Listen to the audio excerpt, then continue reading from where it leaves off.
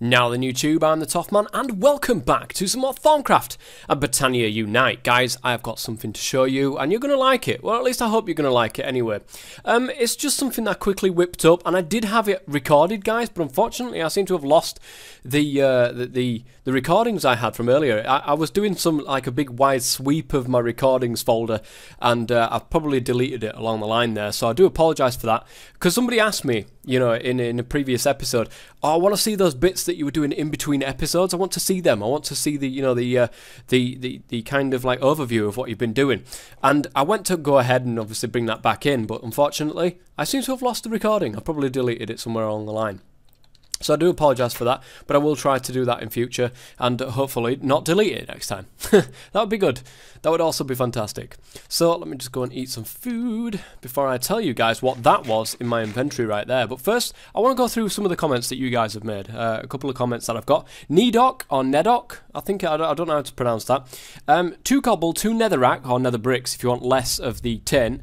2 sugarcane plus 1 order shard for the catalyst will get you the balance shard rather than slapping in all of your shards and using your shards. Do it that way. So that seems like a good old plan to me. That seems like a good old plan to me. So I will remember that, or at least hopefully I'll remember that for the future. Juan Ruiz says to pick up sinister nodes and actually use these to break down into the primal aspects, because they've got a lot more components that have got so much more aspects that they can break down, you know, into their components. So sounds interesting. I've left this going, guys. I've left it going for quite a while now, whilst I was doing my building, and while that is, it looks like it might have actually lost one of the aspects right there. I don't think this one has. They are kind of whipping around this and going around this one and kind of zipping into it, like there. That, for instance, kind of zipping into each other. So that's slightly annoying. I might have to get rid of one of these. Probably this one, in all fairness. But that's the one with the Peditio, isn't it? Yes. If you stand a little bit further back for Whaler, I might actually sort that out, guys. Let me just do that right now. In fact, right, is it alpha that changes it? The scale, I can move that, and I want to move it down here somewhere. Get that out of there. Or is it, I don't know which one it is. Right, there it is. But it seems to have that thing around it. How do I do this? Is it that?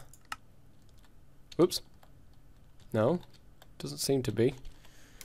It doesn't seem to be that. That seems to have hidden it. Oh, hang on a minute. I've got it hidden for some strange reason. No, it's still not actually there. What's going on? What is going on? I want it visible, please. Can we have it visible? Why does it keep hiding it? Oh, I've messed it up, guys.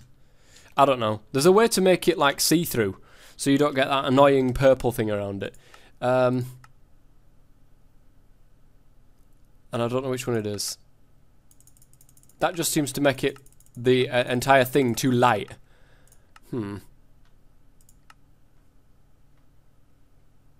Sneak toggle blocks, configure aspect. No, that's the one that I've just been doing, isn't it? I don't know. I have absolutely no idea.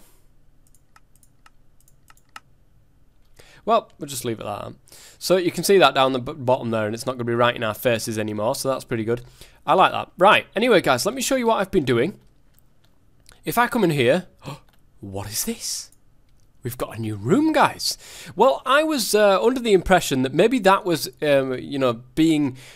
interfering with the infusion, you know, interfering with the instability of the infusion. So I thought, I'll move it all. I'll move it all into its room. I've been wanting to do that for a while, in all honesty. So I thought I'll move it all into its room. So here we are. Well, I've got just this in this room now. And I went ahead and created this little room down here. I've got a little bit of a problem. And it's not my FPS. The pipe is apparently empty. That is very strange. I think there's a bug somewhere within this that you lose, because I've got that. I've got the little sticker on there. If I put some terror inside here, it will go into the pipes and it will try to find somewhere, or at least it did when I had terror in another jar. It did when I had it in another jar. So it tried to put it into this jar, and of course this one's full, so it just disappeared. It just absolutely disappeared somewhere. I made a few more, you know. I've made these little labels from the slime balls, which you can get from cactus. I think it was cactus. Was it cactus? Something was telling me it was cactus. Yes, it was cactus. And of course you can get it back into cactus by that. And I want to go ahead and craft myself a farm. Probably sometime soon. I don't think it's going to be in today's episode because I want to go through the Wrathshard business.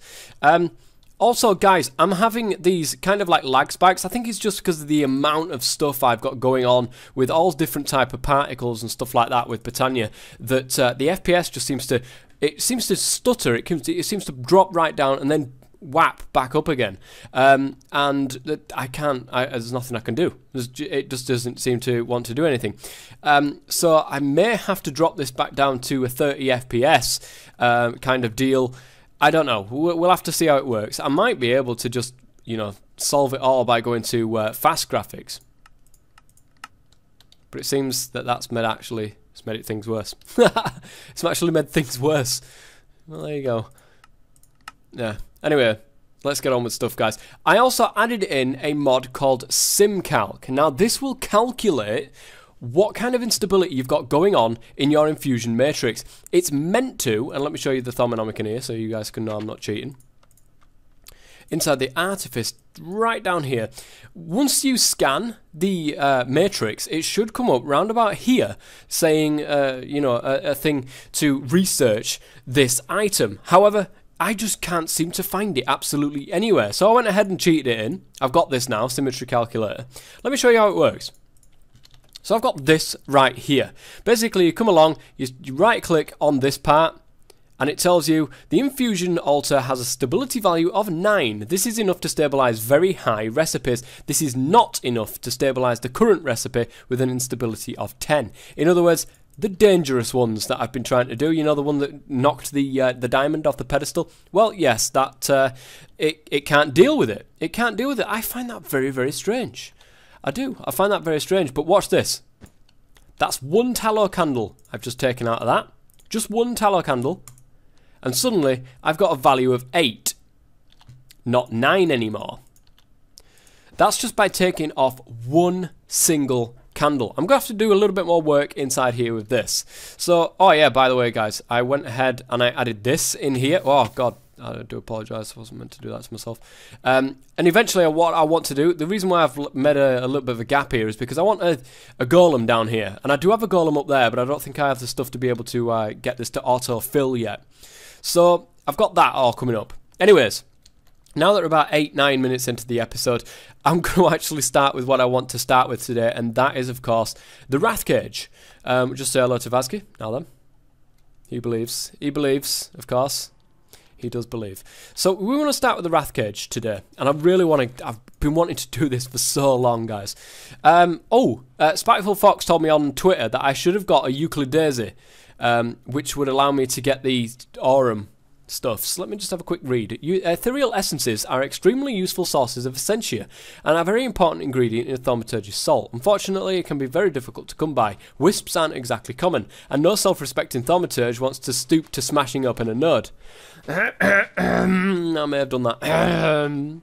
By combining thaumaturgy and hedge magic, you've created a flower that can use mana to rip open the fabric of reality. The rip isn't stable enough to form a node, but it does stay open long enough to drop a single wispy strand of essence. Applying a redstone signal to the flower causes it to stop. It's a very high instability, but at some stage, 1, 2, 3, 4, 5, 6, 7.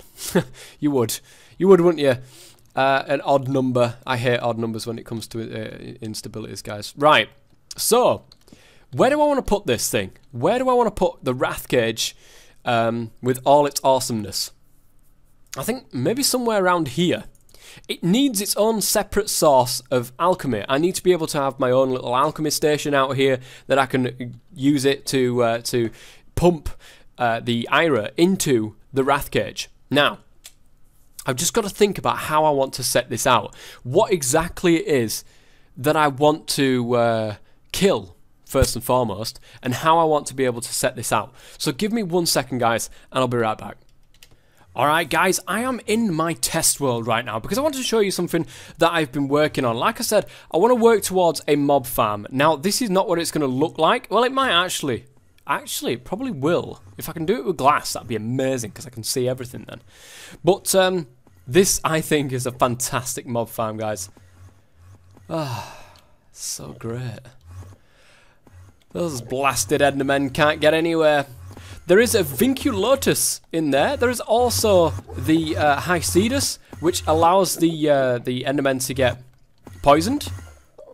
They can teleport as much as they like, but the Vinculatus will keep them in there. That was one of the issues that I thought to myself, well, hang on a minute, because I can't force them into one spot with water because, of course, they'll just teleport away.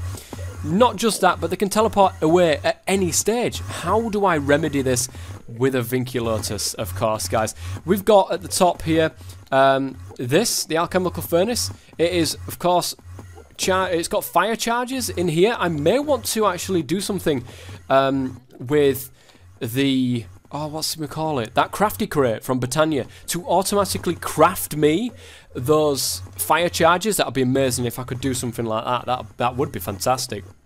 And then, of course, have them feed into this. Oh, man, that would be great.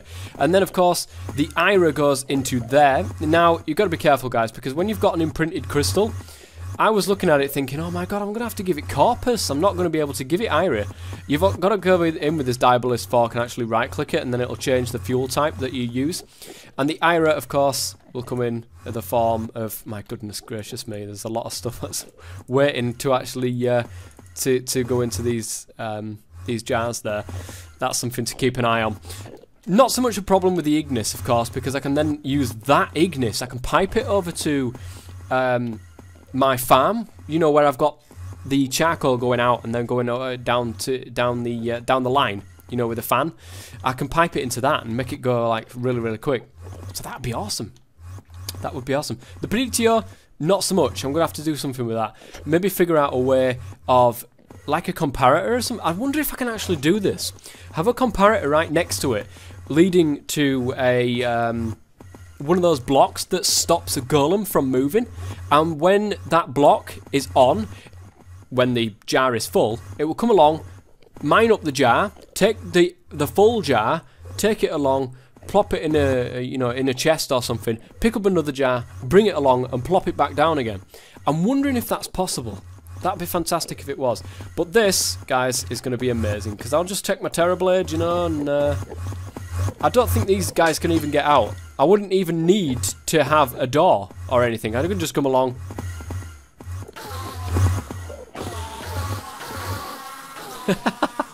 That is so awesome, guys. That is easy XP. That is just easy everything.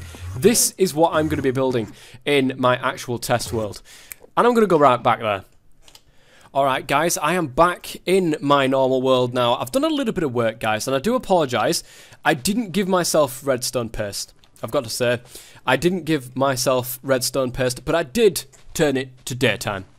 That's all I've done to cheat, guys. The reason why I've looked at redstone paste is because I want to use it in this particular build as well. Apparently it can react to redstone, so if I can turn this on and off when I want to, that would be fantastic. So I don't use all the Ira that's in there and all of that good stuff. It comes from slime balls. Now I made a little makeshift... Whoa. Come on. Okay, not quite sure what happened there. Anyway, I made myself a makeshift kind of cactus farm back here, and I really want to automate this with Botania at some stage. But for the moment, I've been going ahead and just doing this, especially for the jars, for the jar labels. Ooh, don't do that. I need to change this into slime to get some redstone paste. Basically, the redstone paste will act... Oh, what's going on here? Alright guys, I am back once again, and I'm hoping, fingers crossed, that it's managed to sort itself out. It seems to be, guys, that my CPU just... Oh man, it goes mental. It absolutely goes mental with fraps, and then everything stops, and then, oh, all hell breaks loose. So hopefully it's managed to sort itself out. I will definitely keep an eye on it, but it's definitely some sort of problem with fraps, and I had the exact same problem on my old computer. This is a brand new computer. This is not the problem. The last one, it could well have been the computer. Look at this, guys. We're getting so many bits of coal now that I don't think it's managing to keep up. Mind you, there is a few that's not actually picking up these coal as it flies past. Huh. I don't know. Anyways, guys, this is what I crafted earlier. This building right here. I've done it out of dirt because, you know, I have the, where is it? I have this, the Rod of the Lands. I have that, and I thought, might as well do this, and then, you know, at a later stage, I might be able to change that out for glass using the using that lovely wand from Thaumcraft. So for the moment, this is where it's going to stand, right there. And I want to be able to turn this off and on, so that's why I was looking at making redstone paste, which is slime balls and redstone. Let's go over here, and hopefully it's not going to go mental again. We're going to go over here and craft ourselves up some of this. I did get some cactus, good stuff. So I'm going to need this part right here. I'm just going to get 5, I think, for the moment. Is that 5? Yes, it was 5. How much of this redstone paste do you get? Oh, you get quite a bit, so that's fantastic. That can run up walls. It can go all over the goddamn place, which is why I want it, guys. Let's put that in there. Redstone. Good stuff. And we'll go ahead and pop that into there, and that will give us some redstone paste. Oh, look at this. It's fantastic. So we'll go, it sticks to walls. It does exactly what, like, the old red power, what do you call it? That red alloy wire does. I am going to need the wrath gauge, actually, first, before I put this down, because I want it to run up the side so I can turn it off and on. Now, because, like I said, the endermen are going to be stuck in that room. They're not going to be able to get out. So, me having this just run in would be fantastic, because they're not going to run out and go anywhere. So let's go ahead and lay this out. Put the wrath gauge down and lay this out. There we go. Good stuff. And we'll have it just running along down here. Look at this. I wonder if this is, you know, I have never used this before. And you know what? I might just run it along there.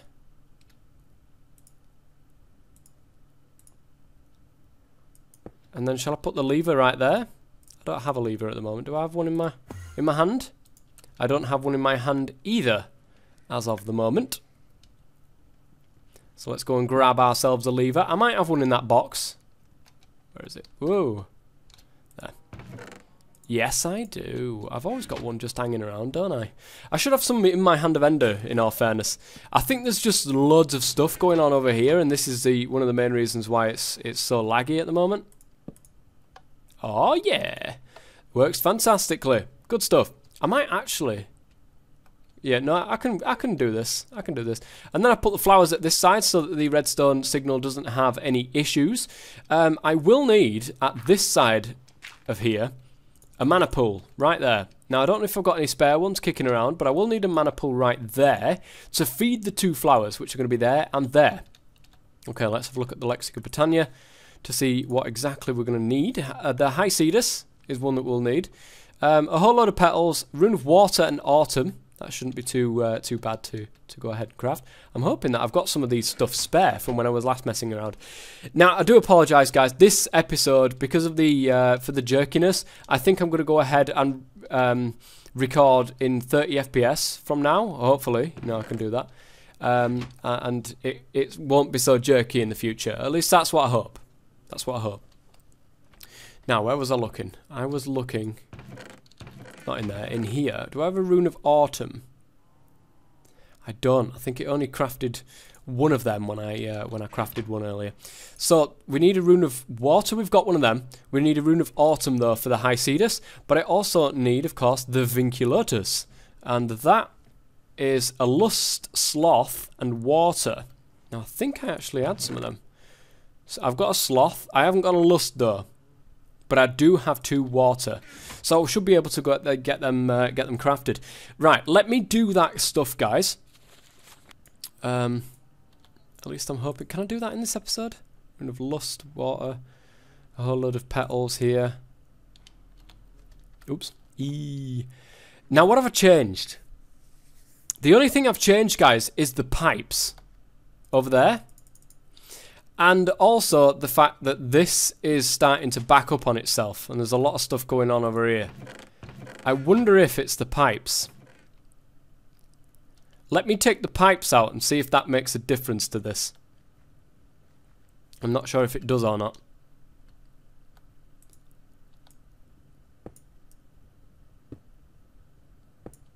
Right, let me take the pipes. Give me 1 second, guys. I'll take the pipes out. I will have a look, see if it sorts out this FPS issue that I'm having. And I will also go ahead and craft up the stuff that I'm going to need for the future, for the Botania stuff. And of course, for this mob spawning area. I want to get that done in this episode. I really want to get that done in this episode. So I will be right back, guys. Well, I have to say, guys, I did a little bit of a test record, and it was absolutely fine when I took the pipes away. So I'm not quite sure. I'm not sure. I will leave the pipes off for the moment, and I will see how things go. But at the moment, it looks okay. So I'm halfway through building this, guys. I went ahead and I got myself another mana spreader, an elven one, to be able to allow me to get some mana in this pool here, which is of course going to feed these flowers. And I put my 4 spare mana spreaders that I had just linked to these 4 flowers here. I don't think it's going to take away anything from those 2 mana pools right there, so we don't need to worry too much about that. Eventually, I may go ahead and put on a potency thing on here. I may not, because it seems to be keeping up anyway, but I will definitely be putting a potency mana lens on this one, because I think it would definitely help us out for the runic altar, because doing these runes is a pain. It really, really is. And if I can automate some of the different processes in that would be great. That would actually be fantastic. So I'm gonna make this one now. Rune of Lust. Oops, Rune of Sloth and Water. I'm going to need both of these. I'm only going to need 1 of them. And I need 2 of these. And also, last but not least, that one. As well as a seed. And that is the first one, the Vinculotus. And that will keep those Endermen from running away from me. And yeah, just basically, it'll keep them in the place there. Ooh. Anyway, right. Pop that into there. So you can see it's shining away. It's got access to mana, which is fantastic stuff. As you can see, nicely full there. I don't know how fast it's going to chew through that mana, in all fairness, with the amount of the amount of Endermen that's going to be in here. Then yeah, I don't know how long that's going to take. So that's Vinculotus now done. I have 1 more to do, and I forget what it's called. No. What was it called? See, I was just looking into them there. What's it called? The Hycetus, that's the one. It's actually not too bad. I've already got a water. I just need an autumn one. I don't have one of them. I'm going to craft that. This one's going to be a slightly longer episode, guys, just because of the problems that I've been having whilst I've been recording, and basically all the trouble that I've been having, you know, all that kind of good stuff. So I'm going to do a slightly longer episode of this one, guys. I'll be right back, though, when I've got this stuff. Alright guys, I've just slept and I've got to create some more stuff on the mana, the mana place over there. Of course I've got to create a rune. So I want to go ahead and actually make one of these lenses. I'm going to need 4 mana steel. It's actually quite cheap. That's okay. I also need a glass pane, which I've got in my inventory right here. And also, guys, a bit of bone meal. Because there's the lens, there's the bone meal, and that will make a... Ooh. Really? Oh, hold up. That's just tinting it. So how do I actually craft you? With a rune of fire. Okay, I've got a spare one of them, so that's okay. Good, good. And we'll pop that onto there. So that will get a mana lens of potency. Brilliant. Well, I'm glad I had a spare one of them. So let's go over and slap this on this mana spreader now. And that will really, really help out. Oh yeah. Basically what the potency does, guys, you'll see it will double the amount of mana a mana burst can carry. However, the beam becomes slower, and after it starts to lose mana, it does so a lot faster rate. I could, in fact, I might do this. I'm sure somebody suggested this along the line. I don't know if I've got a spare air one. I should have. I'm pretty sure that I remember crafting 3 of them. Yes. Awesome. Let me go and grab some 4 of these. And another glass pane. Plenty of them kicking around. Now I think, do I need a slime ball to actually get these two together? I can't remember what it was. There was something that I could, you know, combine them. Oh, that's magnetizing. Whoa. There was one way I could combine them and I can't remember what it was. I'm sure it was a slime ball in between them both, but I could be totally wrong there. Sometimes though, having a single mana lenses in a spreader is isn't enough sometimes. By combining two lenses with a slime ball in a crafting table, it's possible to unite them into one. And I'm all about uniting in this series, guys. I am all about uniting in this series. So let's go ahead and actually make this a thing. Because it's slower, I'm pretty positive somebody said, put a potency and a speed upgrade on and a velocity one. It will make it do it faster, because obviously to counteract the slowness, and it will also do more mana at once. So, man, that's amazing. Velocity. So let's get a velocity, and we need to get the other one off there, don't we? Of course we do. So let's pop that one off there. I think we can just right-click it off. Yeah.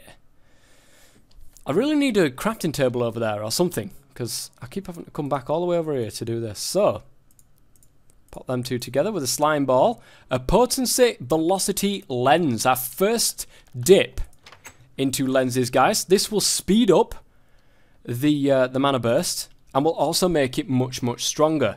That's fantastic stuff. Oh man, that was so much faster. I can't believe I should have done that earlier. I really should have done that earlier. That was so much faster to craft that autumn rune. So that's actually going in there along with that one and a redstone root and all of these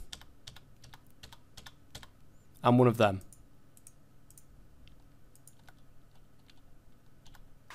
Awesome. That is the high cedus, of which we need. Let me just pop that into there and also fill that back up. Okay, the high cedus is the last flower that we're going to actually craft. Whoops, I should have gone the other way. For this particular instance, bang, into there. So we're halfway through this, guys. What we need to do now is craft ourselves a couple of things. Of course, I'm not going to do that in this episode, I'm afraid, because I've run out of time right now. But we need to craft a Diabolist's Fork, which shouldn't be too difficult, in all fairness, looking at that. We also need to get ourselves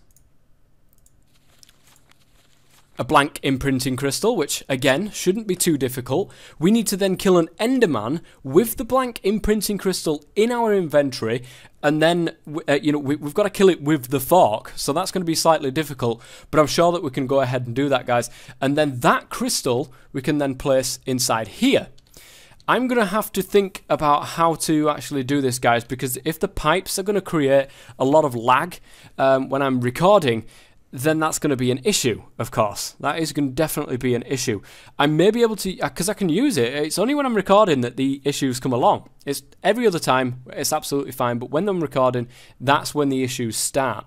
So, I think I'm going to go ahead and do it, but basically turn it all off, or maybe even remove the pipes from the top here.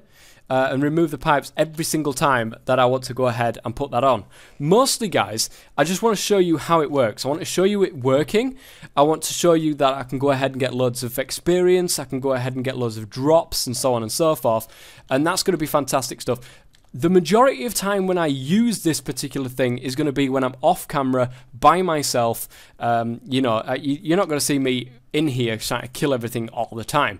So it's basically just for the setup that you guys need to see it. So I really don't mind using these pipes, just so long as I'm not recording along with that. It's such a shame. Maybe this is a problem, like I said. Maybe that there was actually a problem when I was, you know, when the terror was lost. Maybe that was a key thing. I don't know. I don't know, guys. We will soon find out. Anyway, it's just about to go night time, so I'm going to go and rest my weary head. Oh, you'll see I've got 42 levels. This thing had so much experience inside it. It was redonkulous how much that had in.